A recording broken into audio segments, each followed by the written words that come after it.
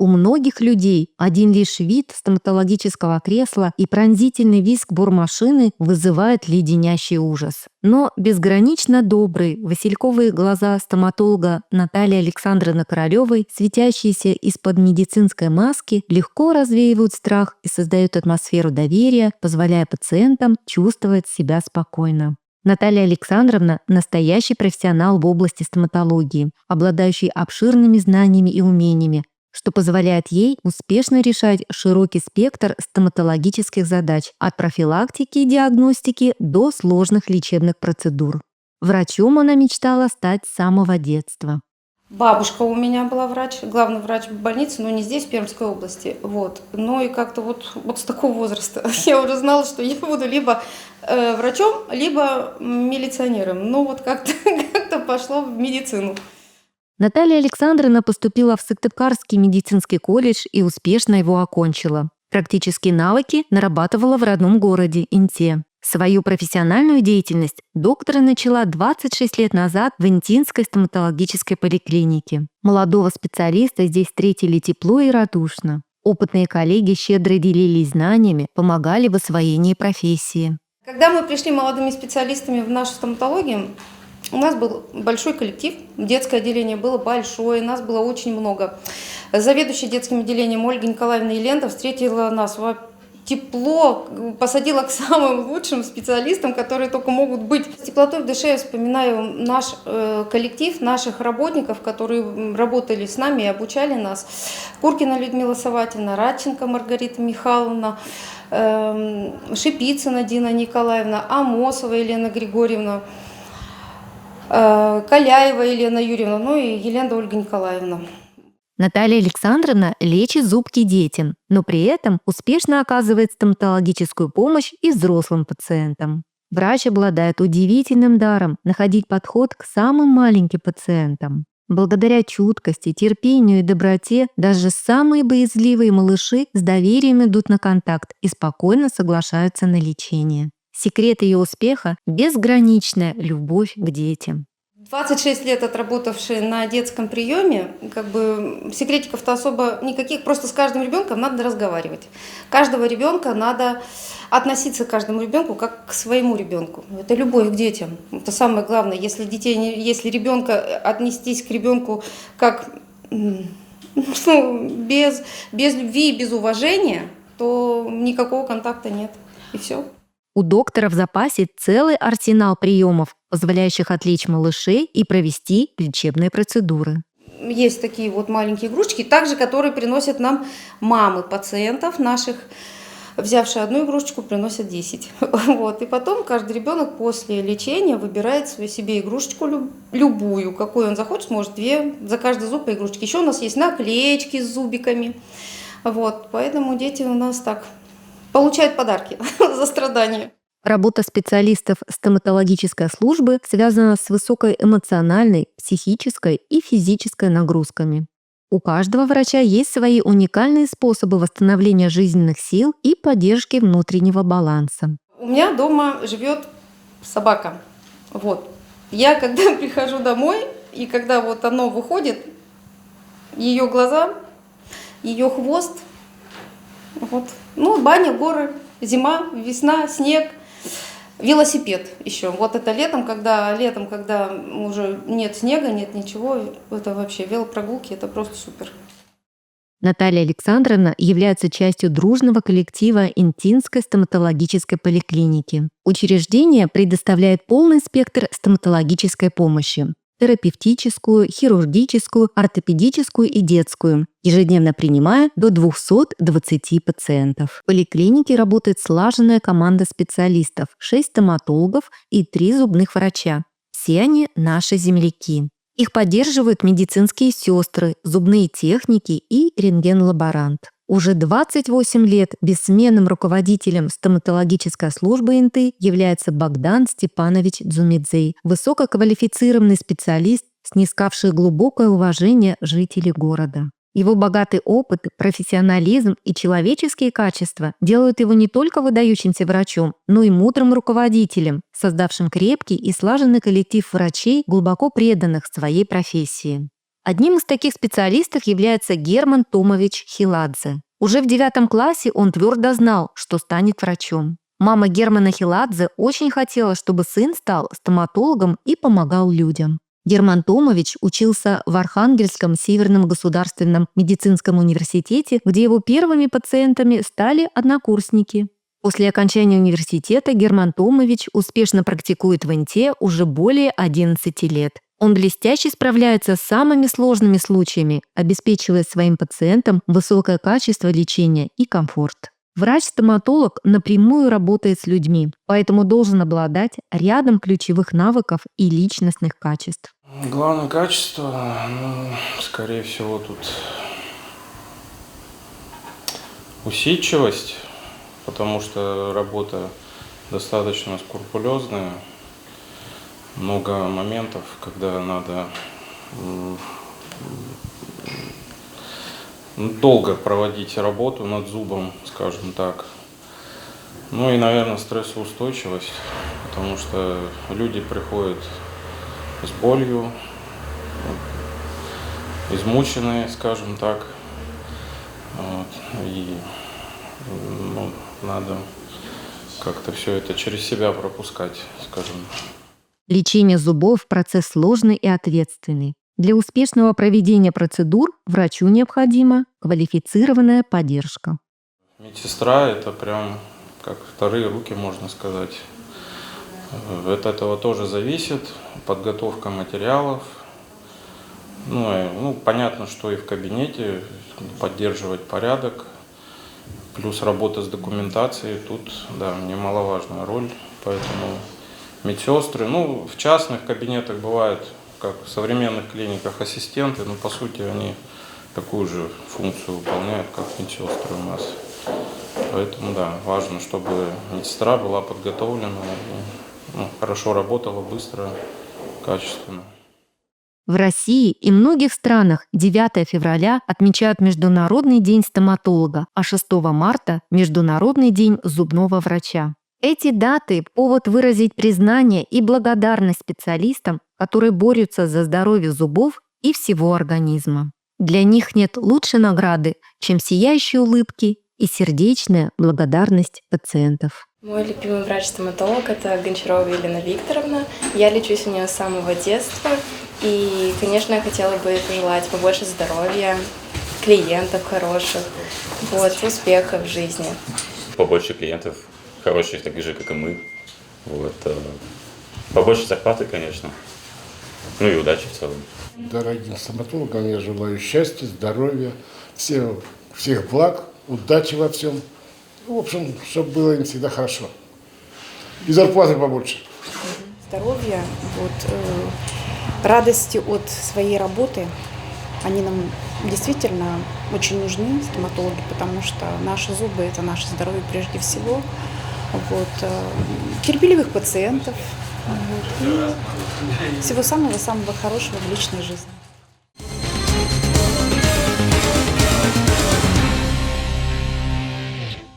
Интинский школьник получил признание среди более 1500 ребят со всей России и ближнего зарубежья. На прошедшем в Москве с 30 января по 1 февраля 22-м Всероссийском конкурсе научно-исследовательских работ имени Дмитрия Менделеева Мурат Тажудинов занял 3-е место в выбранной секции. Исследовательскую работу Мурат и его наставник, педагог русского языка и литературы Ольга Мягкова, готовили несколько месяцев. О конкурсе, который проводит Фонд сохранения наследия Дмитрия Ивановича Менделеева, было известно давно, но именно приняли решение принять участие в этом конкурсе в этом году. Самым сложным было найти баланс между историческими фактами и современными требованиями к туристическому продукту.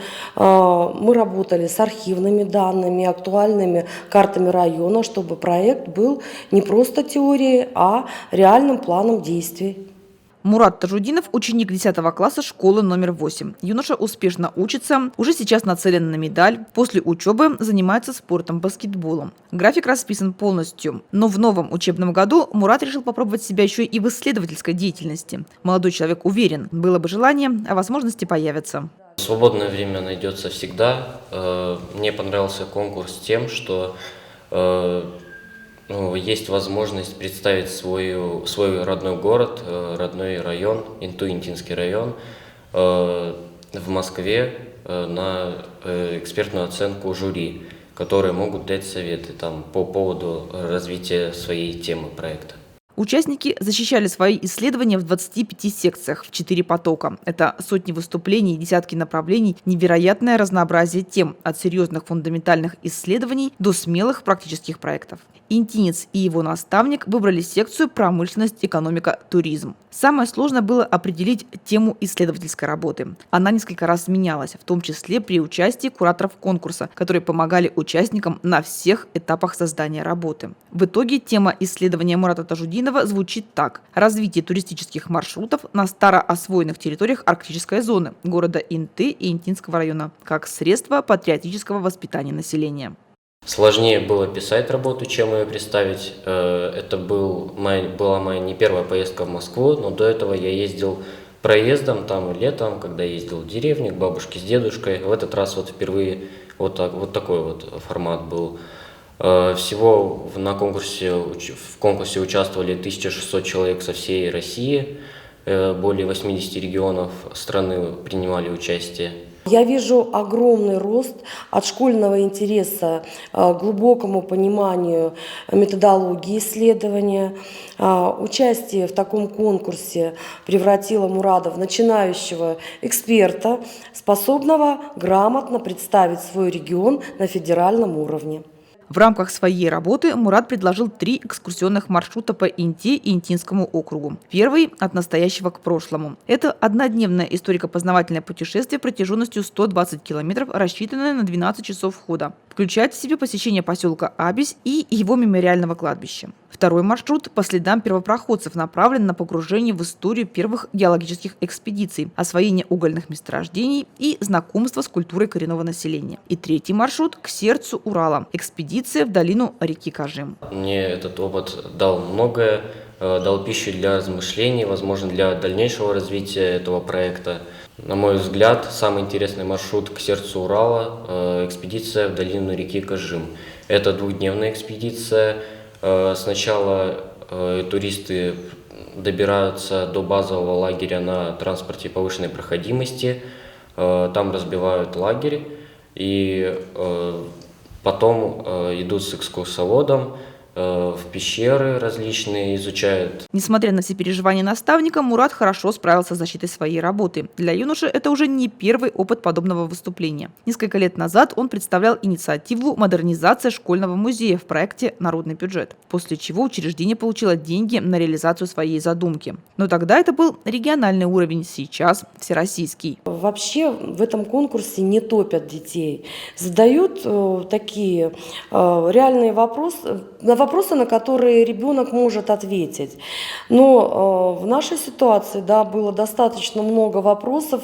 Но вы знаете, я смотрела на лицо Мурада и не пыталась показывать какие-то свои эмоции, потому что я видела, что он абсолютно эмоционально спокоен, он готов к диалогу с экспертами. И мне очень понравились его ответы, он выдержал экзамен. Ольга Мягкова признается, что гордится своим подопечным. И вместе они подумывают о продолжении исследовательской деятельности. Конечно же, это были слезы радости, гордость за своего ученика и за наш Интинский район. Когда региональный проект получает признание в Москве, это подтверждает, что в нашей школе ведется работа высокого уровня, конкурентоспособная на уровне всей страны. По итогам конкурса Мурат получил 3-е место в своей секции. Его наставник награжден дипломом за организацию исследовательской деятельности и подготовку учащегося к финалу. Участие в конкурсе – это не только еще одно достижение в личную копилку, но и такие важные дополнительные баллы при поступлении.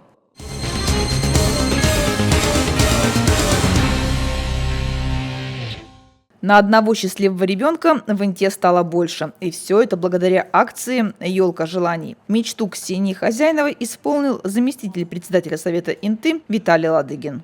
Снял твой шарик. Ну тебе, пожалуйста, сюрприз. Как ты указывал там, по-моему.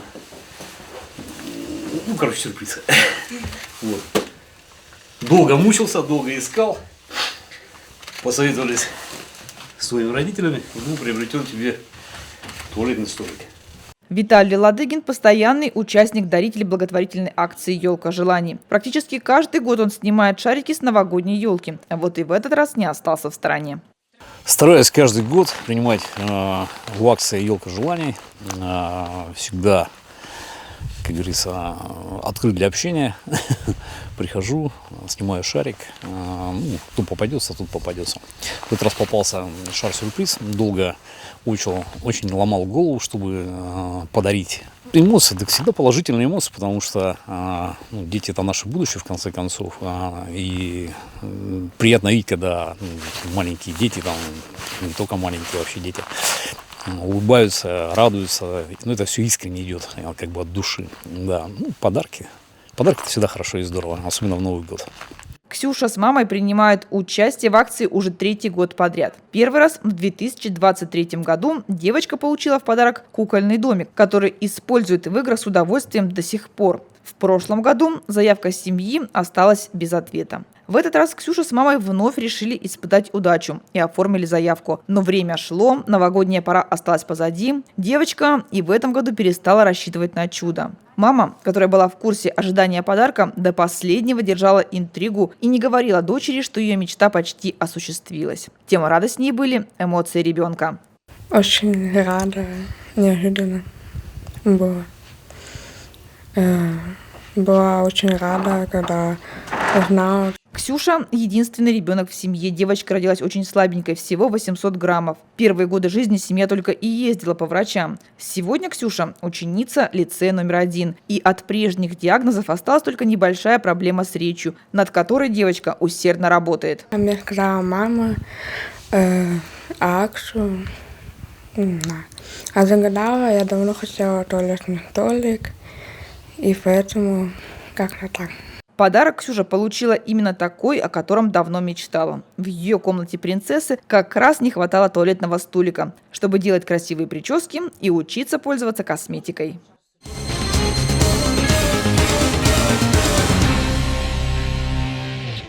Российская Федерация уделяет особое внимание поддержке семей с детьми. С 2026 года в стране введена новая мера поддержки для граждан с низкими доходами – семейная налоговая выплата. Семьи с детьми смогут возвращать 7 из 13% уплаченного за предыдущий год налога на доходы физических лиц – НДФЛ. Получить выплату могут работающие родители, усыновители, опекуны-попечители, имеющие 2 и более детей, при условии, что с их доходов от трудовой, предпринимательской и профессиональной деятельности уплачен НДФЛ за предшествующий год.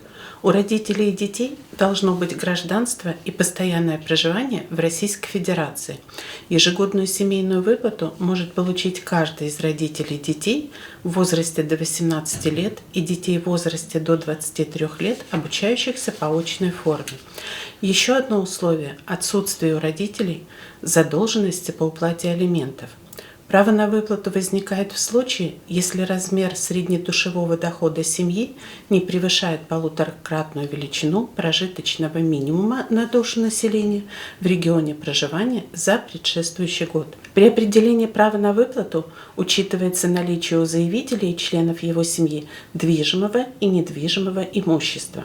Чтобы понять, может ли семья получить семейную налоговую выплату, нужно сравнить доход семьи за 2025 год на каждого члена семьи с 1,5-кратным размером прожиточного минимума на душу населения в регионе проживания за тот же год. Получившееся число должно быть меньше 1,5-кратного размера прожиточного минимума. Для этого необходимо суммировать доходы всех членов семьи, перечень которых утвержден постановлением правительства России от 27 декабря 2025 года, номер 2173. Разделить их на количество членов семьи, а потом на 12 по числу месяцев. В 2025 году прожиточный минимум на душу населения в Северной природно-климатической зоне Республики Коми составлял 23 717 рублей, в Южной – 19 169 рублей. Их 1,5-кратная величина 35 575 рублей 50 копеек и 28 753 рубля 50 копеек. Заявление о назначении ежегодной семейной выплаты можно будет подать с 1 июня до 1 октября. Подавать заявление необходимо за предшествующий год, за который был уплачен налог на доходы физических лиц. Удобнее всего сделать это через портал госуслуг.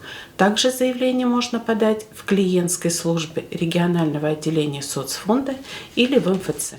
Документы, необходимые для назначения и осуществления ежегодной семейной выплаты, отделение социального фонда по Республике Коми запрашивает в рамках межведомственного электронного взаимодействия. В отдельных случаях заявителю потребуется предоставить дополнительные документы самостоятельно. При обращении в клиентскую службу отделения социального фонда России по Республике Коми в городе Инте заявителю потребуется паспорт, СНИЛС, справка об очном обучении ребенка старше 18 лет.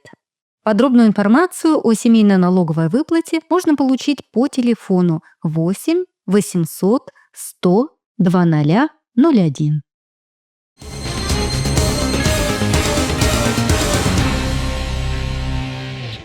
Записаться в офисы МФЦ Республики Коми теперь можно с помощью приложения Макс. Новый чат-бот учреждения – это полезный сервис, который запрограммирован на выполнение нескольких функций. В МФЦ появился новый цифровой помощник в приложении Макс. Называется он чат-бот МФЦ Республики Коми. Он полезен тем, что можно записаться на прием, узнать режим работы, а также узнать статус дела по заявлению, которое подавали. Сервис доступен 24 часа в сутки, 7 дней в неделю.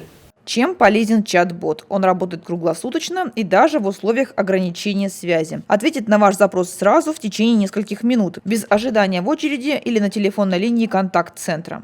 Интерфейс чат-бота прост и понятен, а еще он пришлет уведомление, когда ваши документы будут готовы. Чтобы воспользоваться чат-ботом в Максе, не обязательно привязываться к госуслугам. И также не важно территориальное нахождение заявителя. Именно в чат-бот можно выбрать тот офис, который вас интересует, выбрать, увидеть, посмотреть режим работы, как они работают, и записаться именно в этот офис на прием, и сдать там документы.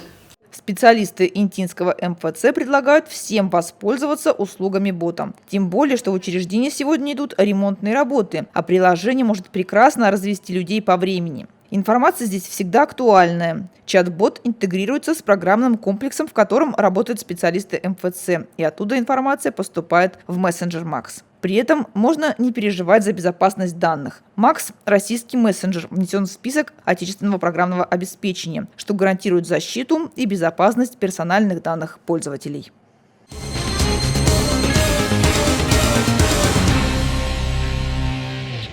Наполненная яркими событиями жизнь, особенно для людей серебряного возраста, это залог активного долголетия. В Инте уже несколько месяцев успешно функционирует Центр общения старшего поколения, расположенный на базе клиентской службы отделения социального фонда России по Республике Коми. Эта площадка стала центром притяжения старожил города, предлагая им широкий спектр мероприятий, от культурно-досуговых до образовательных.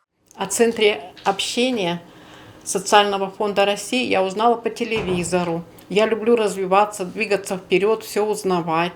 Вот посетила движение правых, например, было очень интересно, нам все рассказали, пригласили на встречу с психологом. Все очень интересно, мастер-класс был. Изготавливали мешочек с отдушечками. Сегодня вот доктор пришла, Светлана Владиславовна. Все очень интересно, очень благодарны, что о нас заботятся, мы развиваемся, двигаемся вперед. 6 февраля в рамках деятельности Центра состоялась познавательная беседа, посвященная профилактике и лечению артериальной гипертонии. Мероприятие провела Светлана Воликова, заведующий поликлиникой номер 1, врач-кардиолог Интинской центральной районной больницы. Лекция прошла на одном дыхании благодаря живому изложению и интересному материалу. Чем старше становится население, тем больше на первый план выступают именно болезни системы кровообращения. потому что с возрастом уже как бы сосуды меняются, да, меняется их сосудистая стенка, меняется, значит, вот эти вот изменения по типу атеросклероза начинаются, и как бы появляются такие заболевания, которые являются почему очень важными, потому что они стоят на первом месте по заболеваемости, смертности, инвалидности, то есть основная масса людей у нас умирает все-таки от сердечно-сосудистых заболеваний. На втором месте онкология, но мы пока вот про нее говорить не будем. Поэтому важно просто знать, да, что являются как бы такими факторами риска, которые способствуют возникновению этих заболеваний, и уже на этом уровне как бы предупреждать их возникновение.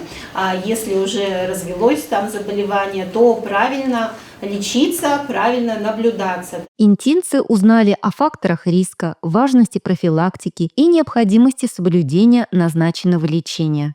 Светлана Воликова также уделила внимание рекомендациям по правильному питанию, отметив, что для женщин окружность талии более 80 см является значительным фактором риска для здоровья. Участники получили не только ценные знания, но и приятные впечатления от теплой, дружеской встречи.